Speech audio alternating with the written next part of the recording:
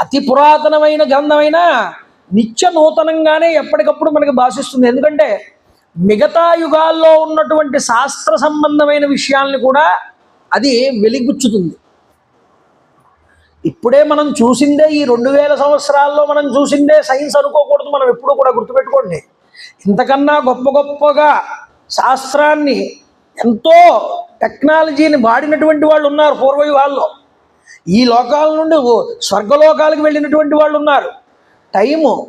Time మిషన్స్తో వెళ్ళినటువంటి వాళ్ళు ఉన్నారు.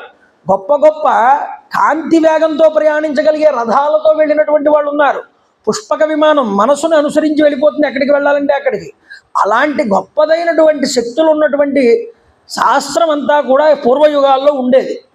అది మళ్ళీ మనం వెతుకుతూ దాన్ని అన్వేషణ చేస్తూ వెళ్తే తప్ప మనకు అది అర్థం కాదు. అందువల్ల ఋషి చెప్పాడు ఇక్కడ ఈ వాక్యాన్ని మనం అర్థం చేసుకోవాలి.